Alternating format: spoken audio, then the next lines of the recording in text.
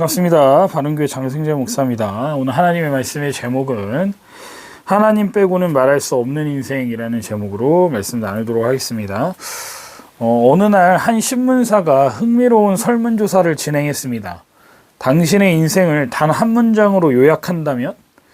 수많은 응답이 쏟아졌는데요. 어떤 이는 나는 일하고 먹고 자다가 끝났다라고 했고, 또 어떤 이는 내 인생 오르락내리락, 근데 결국 내리막이라고 답했습니다. 그런데 그중 한 노인의 대답이 눈길을 끌었습니다.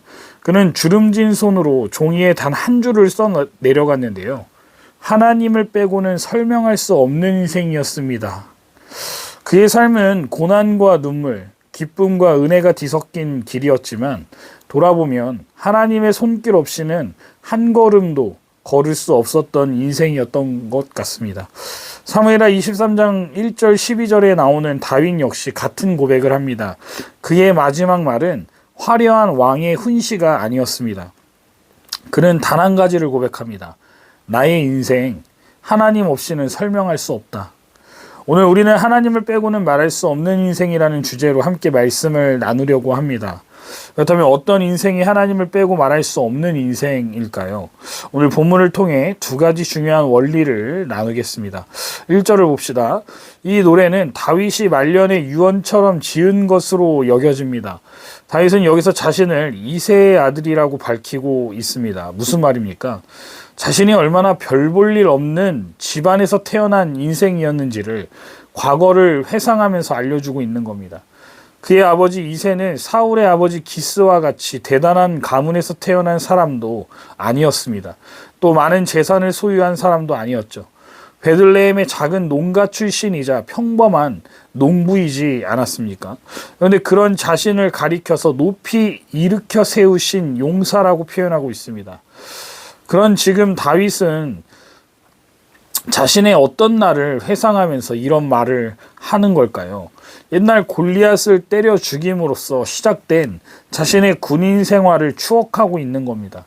골리앗과의 싸움에서 다윗은 골리앗에게 너는 칼을 차고 창을 메고 투창을 들고 나에게로 나왔으나 나는 네가 모욕하는 이스라엘 하나님 곧 만군의 주의 이름을 의지하고 너에게로 나왔다. 주께서 너를 나의 손에 넘겨주실 터이니 전쟁을 이기고 지는 것은 주께 달린 것이다. 주께서 너희를 모조리 우리 손에 넘겨주실 것이다 라고 선언함으로써 다윗이 얼마나 하나님을 의지하는지 보여준 적이 있습니다. 그가 적이 두려워하는 용사가 될 수 있었던 것은 스스로의 능력이 아니라 그분이 높이 일으켜 세워주셨기 때문이라는 것이죠. 이어서 야곱의 하나님께서 기름 부어주시고 근동 지역의 최고의 권력가로 자신을 자리 잡게 해주셨다라고 말하고 있습니다. 비록 자신이 이스라엘의 왕이 되기 위해 많은 노력을 한 것은 사실이지만 모든 것이 하나님의 은혜이자 섭리였다는 겁니다. 5절을 보시면 하나님은 다윗에게 영원한 언약을 세우셨다라고 말하고 있습니다. 그렇습니다. 그가 왕이 된 것도 전쟁에서 승리한 것도 백성들의 사랑을 받은 것도 모두 하나님의 언약 때문이었다는 겁니다. 그렇다면 언약을 받은 사람은 어떻게 살아야 된다라고 말해주고 있을까요? 3절입니다. 하나님의 뜻을 따라 공명정대하게 다스리는 왕에게는 찬란한 번영과 영원한 왕권이 주어지게 마련이라고 3절에 말하면서 이스라엘을 통치하는 왕은 이 두 개의 원리만 기억하고 따르면 백성들에게 보배 같은 존재가 될 수 있다고, 그러니 제발 이 원리대로 통치해 주기를 권면하고 있습니다. 첫 번째는 모든 사람을 공의로 다스리라는 겁니다. 다윗은 그의 뒤를 이어 이스라엘을 통치할 자들에게 하나님의 공의가 너희의 통치의 본질이 되도록 하라는 권면을 하고 있습니다. 여호와께서 자신을 대신해 통치할 왕에게 주신 것은 절제되지 않은 권력이 아니라는 겁니다. 그 권력은 공의라는 기준에 의해서 제한되어야 한다라고 가르칩니다. 백성들의 인권과 권리를 위해 정당하고 공평하게 통치하라고 가르치고 있습니다.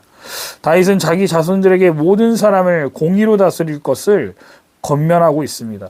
두 번째는 하나님을 두려워하면서 다스리라는 겁니다. 통치자가 하나님을 두려워하는 마음으로 백성을 다스린다면 비록 그가 한순간 잘못을 저지르더라도 크게 잘못되지는 않을 것임을 그의 인생을 통해 알려주고 있습니다.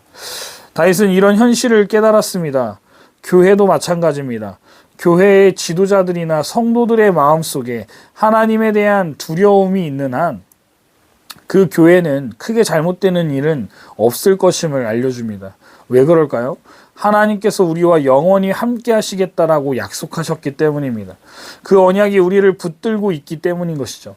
그러나 대부분의 삐뚤어진 교회들을 보면 지도자의 삶에 하나님에 대한 두려움이 결여되어 있기 때문임을 우리는 잊어서는 안 됩니다. 다윗은 자신의 인생을 돌아보면서 하나님 앞에 의롭게 살고 하나님을 의뢰했기에 복을 받아 누렸다라고 노래하고 있습니다. 그런데 정말 그럴까요? 다윗도 하나님 앞에 죄를 지었던 사람이었습니다.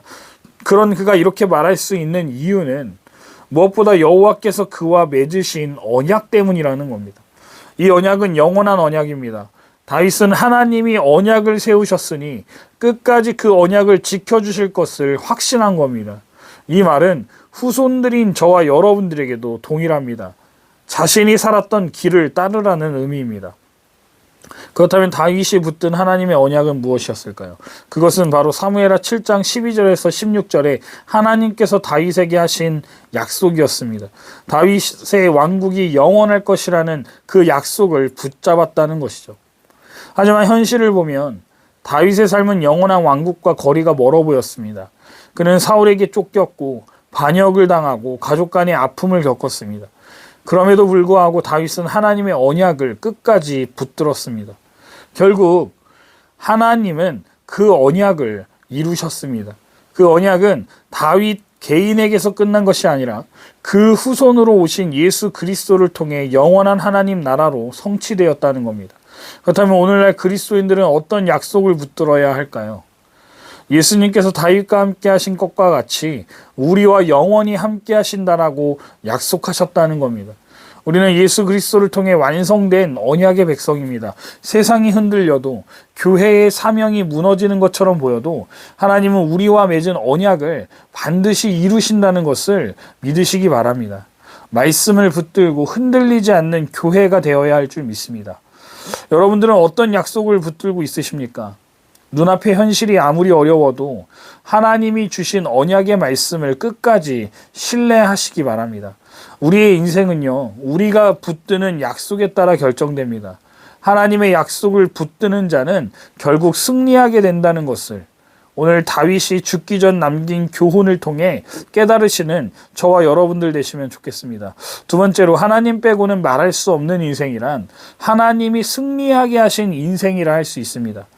본문 후반부에는 다윗의 용사들이 등장합니다. 그런데 사무엘서 저자가 이런 기록을 남겼다는 것은 굉장히 독특합니다. 왕정국가에서는 전쟁의 공로를 주로 왕에게 돌리기 때문입니다. 저자는 21장에서 다윗이 피곤할 때, 즉 힘이 빠졌을 때 도운 용사들을 소개했고 여기서는 다윗의 전공에 대해서는 언급도 없이 용사들의 전공에 대해서만 다루고 있습니다. 이건 다윗의 업적은 결코 혼자 이룬 것이 아니라 무엇보다 하나님의 은혜로 또한 충실한 용사들과 동역함으로 이룬 것임을 강조하고 있다는 것을 우리는 알아야 합니다. 그들은 단순한 전사가 아니었습니다. 첫 번째 용사는 요셉바세벳 또는 아디노라고도 불리는 자인데 단번에 800명을 쳐 죽일 정도로 강력한 용사였다라고 나옵니다. 두 번째 용사는요, 엘르아살로 이스라엘이 블레셋 군대에게 밀리는 상황에서 앞장서서 적들을 쳐 죽인 사람입니다. 백성은 그의 뒤를 따르며 노력하기만 했을 정도였다라고 나옵니다. 특히 삼마라는 세 번째 용사는 혼자서 블레셋 군대와 맞서 싸웠습니다. 이스라엘 군대가 도망갔지만 그는 밭 한가운데서 서서 믿음으로 싸웠습니다. 그리고 성경은 이렇게 기록합니다. 여호와께서 큰 구원을 이루셨다. 지금 이 말씀을 보면 이건 사람이 혼자서 할 수 있는 일은 사실 아닙니다. 그렇다면 어떻게 이런 일이 가능했냐는 겁니다. 삼마가 잘 싸워서가 아닙니다. 그의 전략이 탁월해서가 아닙니다. 하나님이 그와 함께 싸우셨고 하나님이 승리하게 하신 겁니다. 오늘날 우리의 삶도 마찬가지입니다. 하나님이 승리하게 하신다는 그 믿음을 가져야 한다는 거예요. 세상이 아무리 악해 보여도, 교회의 미래가 불확실해 보여도 우리는 패배할 수 없는 싸움을 싸우고 있다는 것을 믿어야 합니다. 왜냐하면 이 싸움은 우리가 싸우는 것이 아니라 하나님이 싸우시는 싸움이기 때문입니다. 그러므로 성도는 기도로 무장하고 믿음으로 나아가야 합니다. 여러분은 지금 어떤 싸움을 싸우고 있으십니까? 가정에서, 직장에서, 신앙생활에서 홀로 싸우는 것처럼 혹시 느껴지십니까? 그럴 때 기억하십시오.